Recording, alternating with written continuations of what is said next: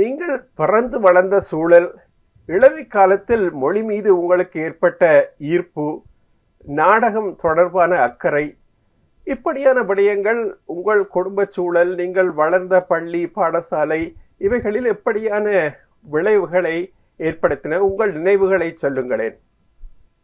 Okay, பழைய ஞாபகங்களுக்கு போனால் என்னுடைய ஊர் மாவட்டபுரம். நான் கல்வி கற்றது யூனியன் கல்லூரி, அதற்கு பிறகு மகாஜனா கல்லூரி.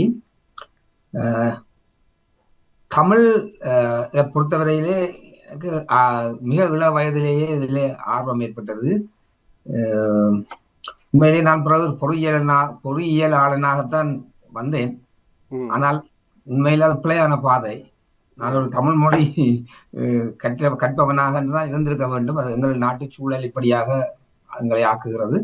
அப்போ நான் படித்துக் கொண்டிருந்த காலத்திலேயே உண்மையிலே நான் 9ஆம் வகுப்பிலேயே நான் கவிதைகள் எழுத தொடங்கி பத்திரிகைகளிலே பிரசுரமாக தொடங்கிவிட்டன.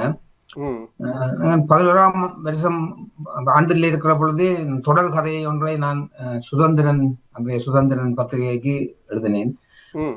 அப்படியே அப்ப பாடசாலையிலேயே இன்னொரு எழுத்தாளனாக கண்டு ஆசிரியர்கள் சில பேர் பகடி விடுவதும் சில பேர் பாராட்டுவதுமாக அப்படியான ஒரு சூழல் இருந்தது. வீட்டிலே நிறைய தமிழ் புத்தகங்கள் இருந்தன. அது யாரோ எங்களுடைய பழைய பாரம்பரியத்திலே யாரோ நிறைய தமிழ் படித்திருக்கிறார்கள் போல. அந்த புத்தகங்கள் என்னுடைய கைக்கு இருந்தன. அத்துடன் நல்ல நண்பர்களும் வாய்த்தார்கள். அந்த நாட்களில் அதுதான் நீங்கள் கலை இலக்கிய நண்பர் கழகம் என்று என்னை அறிமுகப்படுத்தினேன். அதுதான் என்னுடைய முதலாவது பொது வாழ்வில் என்னுடைய முதலாவது அறிமுகம்.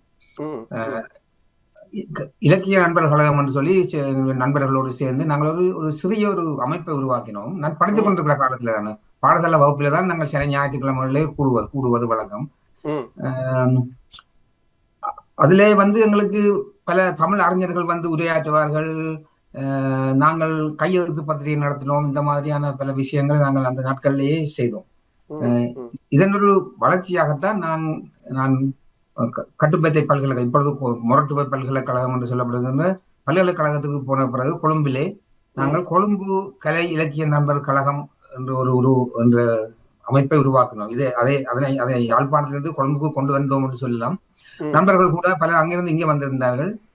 நிறைய அதிலே இருந்தவர்கள் நிறைய பேர் எழுத்தாளர்களாக என்று பிரபல எழுத்தாளர்களாக மாறி இருக்கிறார்கள்.